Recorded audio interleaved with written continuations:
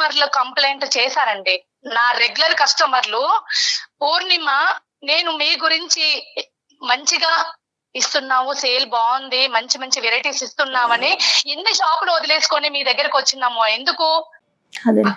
కానీ మీ మామయ్య వచ్చినప్పుడల్లా మీ మామయ్యతో టార్చరు. ఆ కింద నుంచి మీ దాకా అలా చూడటం ఏంటి? మీకు ఏదైనా అవసరం కావాలంటే నాకు చెప్పండి, నేను మీకు అవసరాలు తీరుస్తాను. ఏంటండి ఇది? ఏం అవసరాలు తీరుస్తారండి?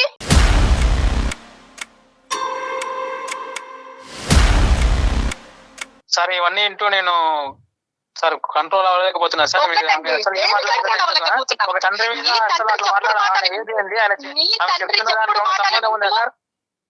నీ తండ్రి చెప్పుడు మాటలు వింటే ఈ రోజు నన్ను కొట్టావు, నువ్వు నన్ను రోడ్డు మీద వేసి కొట్టావు. నేను ఎలా భరిస్తాను?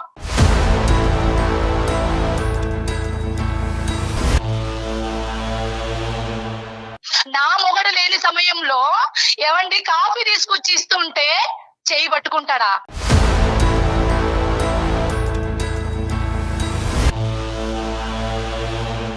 కోడలంటే కూతురుతో సమానం అండి, అంతేకాని పిచ్చి పిచ్చిగా మాట్లాడుతుంటాడండి.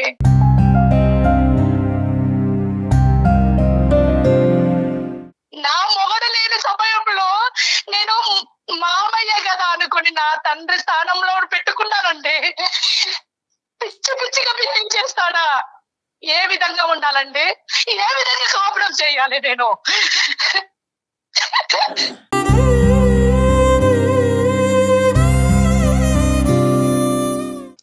ఊరుకోండి. పూర్ణిమ గారు, మిమ్మల్ని ఎలా ఓదార్చాలో కూడా మాకు అర్థం కావట్లేదు. ఈ రోజు ఏంటంటే ఇప్పటి వరకు అతను రేపు ఎవరిని నమ్మాలండి? ఏ ఆడది కాపురం చేస్తుందండి? నాకు తెలివి లేకనా? ఏది చేసినా మన గురించి అనుకొని నేను బిజినెస్ చేసుకొని ఈ పాటికి ఇంత సక్సెస్ చేసుకున్నాను నేను. అమ్మ పూర్ణిమ, ఇప్పుడు the question goes to Srikanth. ఇక్కడ ఇదేంటంటే శ్రీకాంత్ ఇక్కడ ఆలోచించవలసింది ఏంటంటే, ఇప్పుడు శ్రీకాంత్ పొజిషన్ చాలా క్లిష్టమైనటువంటి పొజిషన్ లో ఉంది. ఓకే, ఇదంతా కూడా ఏంటంటే బ్లైండ్ గా అతను నమ్మి వాళ్ళ ఫాదర్ ఎదుర్కొంటా కూర్చుని నాన్న ఈ ఏదో పనులు నువ్వు చేసావా అని అడగచ్చు. ఎందుకంటే కనుక నెంబర్ 1, ఇది మీరు పెళ్ళైనప్పటి నుంచి ఇప్పుడు వరకు కంటిన్యూస్గా ఇదే అలిగేషన్ చేయట్లేదు. ఇప్పుడు భార్య చనిపోయిన తర్వాత ఈ మధ్యకాలంలో జరిగినటువంటి సంఘటనల గురించి చెప్తున్నారు. అంతవరకు వాస్తవం అమ్మా, లేదంటే మొదటి నుంచి మీ ఫాదర్ ఇన్ లా యొక్క ప్రవర్తన ఇదే విధంగా ఉందా? ఎప్పుడైతే మా అత్తమ్మ చనిపోయిందోనండి, మా అత్తమ్మ చనిపోయిన తర్వాత ఒక 2-3 నెలల నుంచి ఇలాంటి బిహేవింగ్ చేస్తున్నాడండి. రైట్. డీప్గా ఆలోచించలేదండి. ఎప్పుడైతే నా కస్టమర్లు నాకు కంప్లైంట్ చేశారో అప్పటి నుండి తర్వాత ఈయన కొడుకుకి తెలియకుండా మందు తాగడం మొదలు పెట్టాడండి. ఆ మందు తాగడం ఇంట్లో కూర్చొని రూమ్ లో కూర్చొని నేను 2-3 సార్లు నాకు కంట్లో పడింది. ఆ డ్రింక్ చేసిన మూమెంట్ లో వాడు ఏం చేస్తున్నాడో అర్థమైతలేదు మనకి.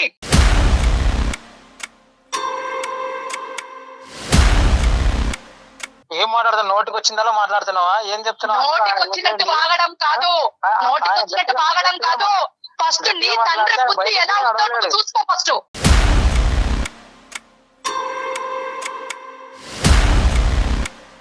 ఆయన గట్టిగా మాట్లాడతాను, బయటకు కూడా నడవలేడు. ఏం మాట్లాడుతున్నావు? ఏం మాట్లాడుతున్నానా? నీకేం తెలుసు? ఆయన చేస్తున్న విషయం ఇంట్లో ఉండి అనుభవిస్తున్నది నేను, ఇంట్లో ఉండి అనుభవిస్తున్నా నేను. మందు నీ కస్టమర్స్ తండ్రి వేసాలు నీ దగ్గర చూపెట్టుకుంటాడా? కన్న కొడుకు ముంగట ఎవరైనా బయటపడతాడా? బయటపడడు. శ్రీకాంత్ ఒక్క నిమిషం. కోడలు చెప్పుతుంటే తప్పుడు తండ్రి కొడుకులను ఇద్దరిని విడదీసే ప్లాన్ లో ఉన్నది అనుకొని నువ్వు అందరితోటి అలా చెప్పిస్తున్నావు. ఈ వాటికి ఈ రోజు వీళ్ళకి కూడా నువ్వు అలాగే క్రియేట్ చేసి చూపెడుతున్నావు. అలా ఎలా ఏం కాదు పూర్ణిమ గారు. నేను ఎంత ఫేస్ చేస్తున్నానో ఆ బాధ నాకు తెలుసు, ఆ కడుపు మంట నాకు తెలుసు.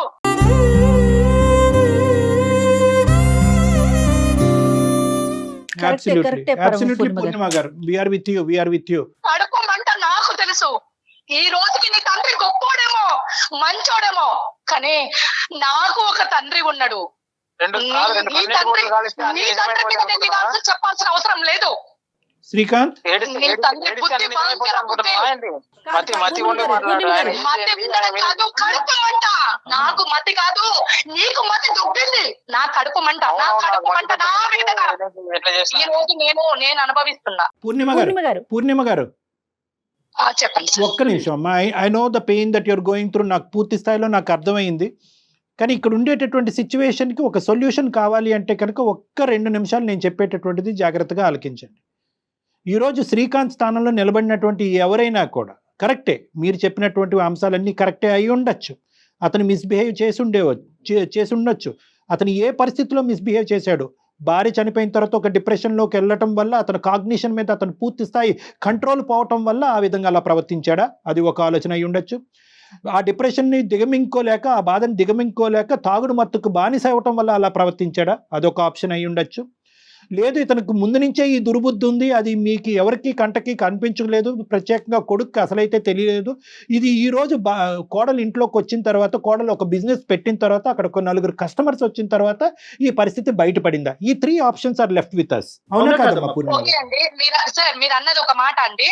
మీరు అన్నారు అతను మైండ్ డిస్టర్బెన్స్ లో ఉంది అని అంటున్నారు. ఆ ప్లేస్ లో, నా ప్లేస్ లో తన కన్న కూతురు ఉంటే ఇలాగే బిహేవ్ చేస్తాడా?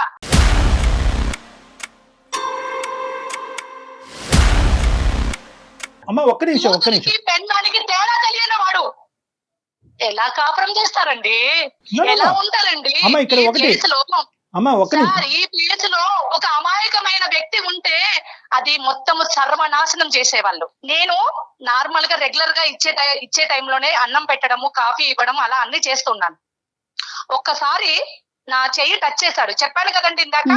అప్పుడండి తన బిహేవియర్ ఏందో, కస్టమర్లు చెప్పింది ఈయన చేసింది ఒక్కటి అయిపోయింది. పూర్ణిమ గారు మీ చెయ్యి తాకినప్పుడు మీరు ఏమన్నారమ్మా? మీరేమన్నా ఖండించారా? అలా పట్టుకున్నావు? లేదు పొరపాటున జరిగిందా?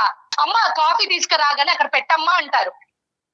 ఇలా 2 చేతులు పట్టుకుంటాడా? 2 చేతులు పట్టుకున్నాను. ఓకే అమ్మ, ఇప్పుడు నేను పూర్ణిమ గారు, నేను చెప్తానమ్మా, ఒక్క నిమిషం ఇమోషన్ తీసి పక్కన పెట్టండి. ఒక్క నిమిషం, ఒక 2 నిమిషాలు మనం సైంటిఫిక్ బేసిస్ మీద మాట్లాడుకుందాం. నేనేమి ఇక్కడ కారణాలు, ఆల్టర్నేటివ్ రీజన్స్ చెప్పి తద్వారా మీ ఇద్దరు కాపురాన్ని నిలబెట్టేటటువంటి ప్రయత్నం చేయడానికి నేను అస్సలు చేయట్లేదు. ఎందుకంటే కనుక primary importance is safety. Okay, ఒక ఆడదానిగా మీకు సేఫ్టీ లేనప్పుడు, మీ ఫ్యూచర్కి భవిష్యత్తుకి సేఫ్టీ లేనప్పుడు, మీ యొక్క పర్సనాలిటీకి సెక్యూరిటీ లేనప్పుడు మీరు అక్కడ 10 నిమిషాలు కూడా ఉండమని నేనైతే చెప్పను. ఆ విధంగా అది లీగల్ కూడా కాదు. పట్టుకొని ఈ రోజు పిల్లని నడి రోడ్డు మీద పళ్ళు మూడేలా కొడతాడండి ఎవరైనా? నువ్వు మంచి చెడు తెలుసుకోలేవా? శ్రీకాంత్, ఒక్క పాయింట్ నేను నీకు చెప్తాను. పూర్ణిమ గారు ఒక్క నిమిషం, మీ వేదనంతా చెప్పారు చాలా క్లియర్ కట్ గా. అతను 10% చెప్తే కనుక మీరు 90% చరిత్ర, హిస్టరీ మొత్తం అంతా కూడా కూలంకుషంగా చెప్పారు. So please kindly wait for a minute అమ్మా. Will try to come to some form of logical conclusion. నేనండి ఇంకా ఈయన గారిది నేను ఇంకా తేల్చుకోలేకపోతే, నేను షార్ప్ అవ్వకపోతే రేపు నేను పడుకున్నాక కూడా వాడు ఏం చేసేది కూడా ఏం తెలియదండి.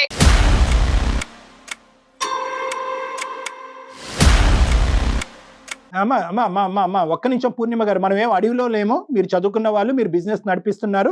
ఒకప్పుడు ఆ విధంగా అతను ప్రవర్తిస్తే కనుక ఏం చేయాలి అనేది మీకు బాగా తెలుసు. So you have all the rights to deal with this particular situation. ఆ పరిస్థితి వస్తుందని నేను అనుకోవట్లేదు. కానీ ఇక్కడ శ్రీకాంత్ యొక్క సెంటిమెంట్స్ కూడా ఆలోచించాలి కాబట్టి ఒక 2 నిమిషాలు ఓపిక పట్టండి అమ్మా please.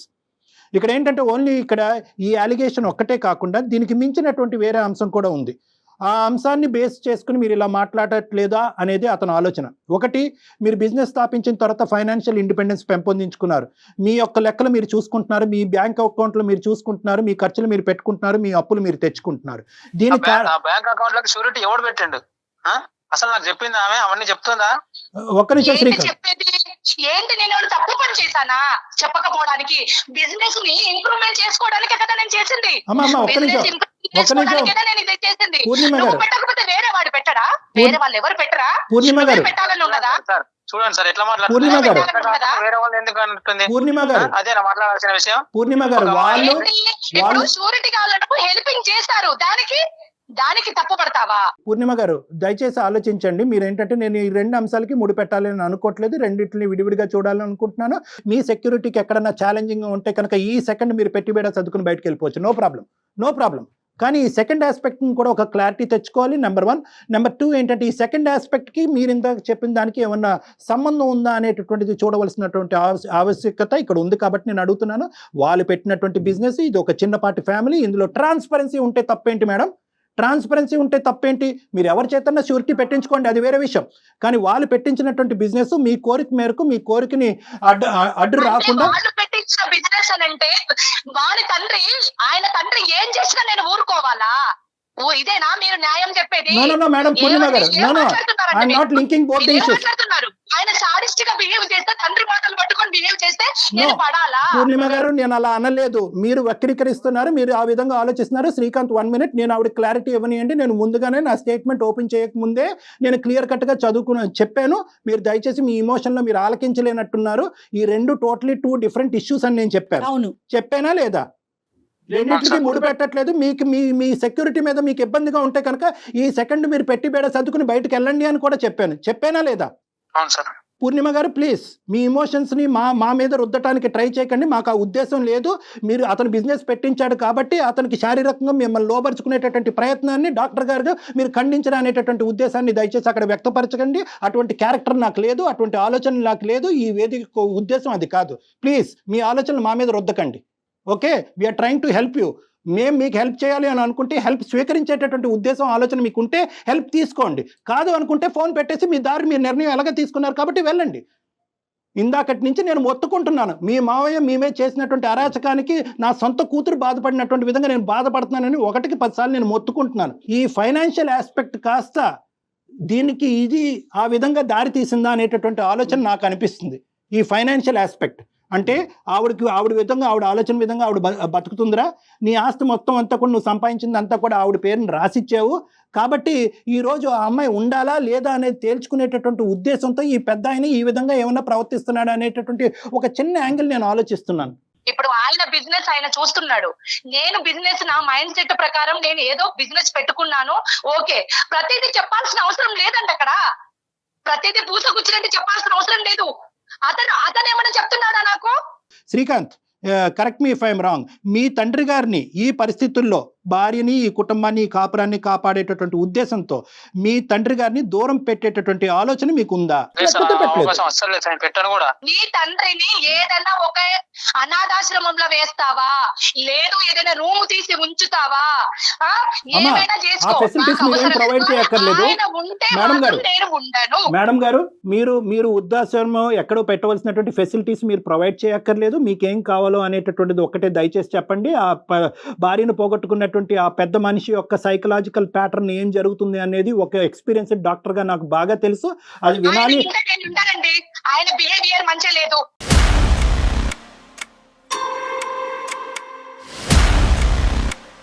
Only thing is sexual harassment.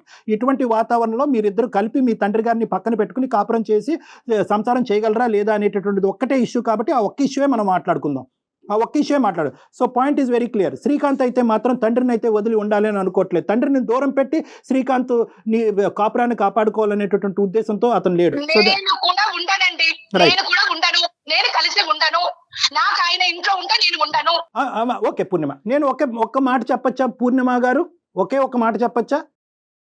చెప్పండి సార్. Right, okay. ఇటువంటి సిచ్యువేషన్స్ దగ్గర కొన్ని థౌజండ్స్ ఉన్నాయి నా దగ్గర కేసెస్. ఓకే, థౌజండ్స్ ఉన్నాయి. అంటే సైంటిఫిక్ బేసిస్ మీద ఇలా మాట్లాడితే కనుక చాలామంది నన్ను క్షమించరేమో కానీ ఆ పెద్దానికి వకాలతో పలుకుతున్నాడు డాక్టరు, అతను చేసేటటువంటి దాన్ని చిన్నగా చూపెడుతున్నాడు అని అనుకోవచ్చు కానీ but there is a scientific and a very strong 100% reason behind this. ఆ వ్యక్తి యొక్క మానసిక పరిస్థితి పూర్తిగా మారిపోయింది భార్య చనిపోయిన తర్వాత అన్నట్టు నాకు అనిపిస్తుంది. ఒక ఆలోచన, ఒక యాంగిల్. చనిపోయినంత మాత్రాన కాదండి, భార్య చనిపోయినంత మాత్రాన ఎవరు ఆడవాళ్ళు కనబడితే ఆడవాళ్ళతోటి మిస్బిహేవ్ చేయడం జరుగుతుంది. ఎస్ పూర్ణిమ గారు, జరుగుతుంది. జరిగినటువంటి సందర్భాలు ఉన్నాయి. మాట్లాడుతున్నారండి.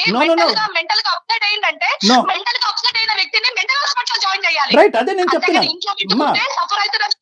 మీరు వినండి పూర్ణిమ గారు, ప్లీజ్ అండి, ప్లీజ్ అండి. మీరు వినిపించారు, మీ బాధను మీరు చెప్పుకున్నారు. నేను ఒక సైంటిఫిక్ సొల్యూషన్ చెప్తున్నాను. ఆ సైంటిఫిక్ సొల్యూషన్ మీరు జీర్ణించుకుని డాక్టర్ కళ్యాణ్ చక్రవర్తి చెప్పినట్టుగా మీరు ఉండమని నేను చెప్పట్లే.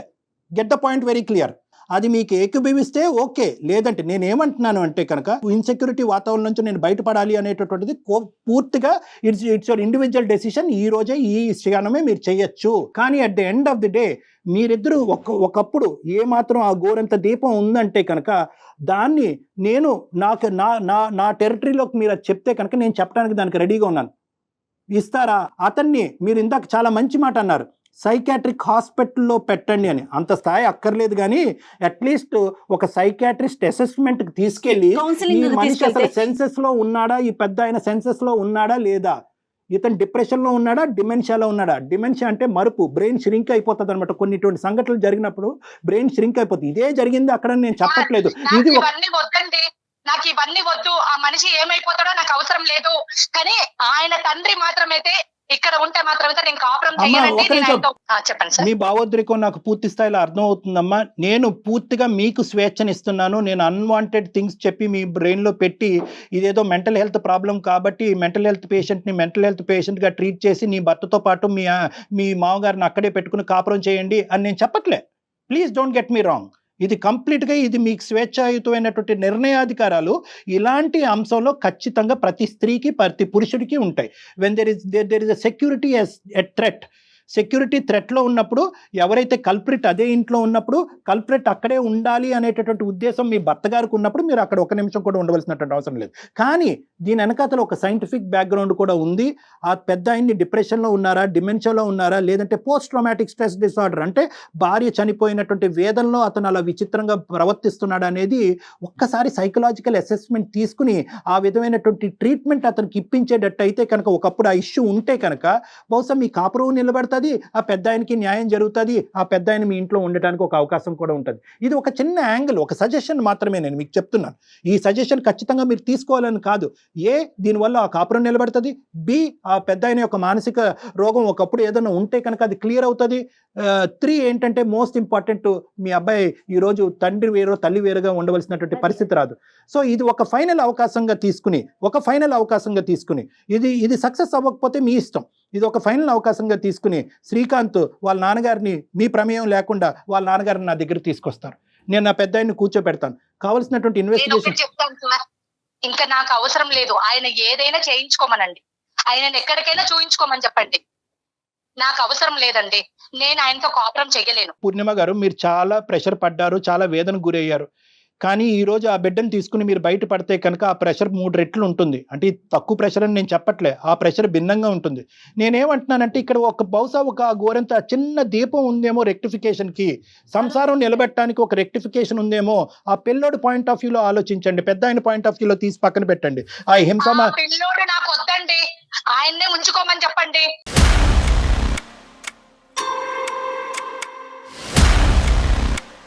నాకు ఆయనతో విడాకులు కావాలి అంతేనండి. ఇంకా ఉంటాను సార్.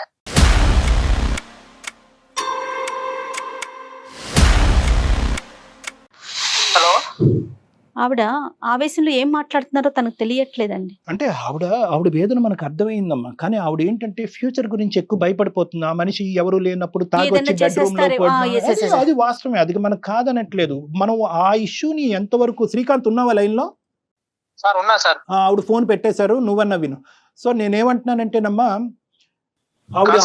ఆయన ఏజ్ ఏంది, ఆయన మీద చెప్పే తప్పుడు పనులు ఏంది, అసలు మీకు అర్థమవుతుందా సార్? నాన్న ఇప్పటికీ కూడా నా మనస్సాక్షి ఏం చెప్తుంది అంటే కనుక మీ తండ్రి గారి మీద నింద వేయొద్దనే చెప్తుంది. ఓకేనా? ఎందుకంటే ఇప్పుడు నిజంగా ఇటువంటి క్యారెక్టర్లెస్ వ్యక్తి అయితే కనుక నీకు ఇప్పుడు 35 సంవత్సరాలు అట్లీస్ట్ 1-2 సంఘటనలన్నా చూసుండవా నీ జీవితంలో మీ తండ్రి యొక్క పాత్రలో? వైపు నుంచి ఏమన్నా కంప్లైంట్లు విన్నారా ఎప్పుడైనా ఇలాంటివి?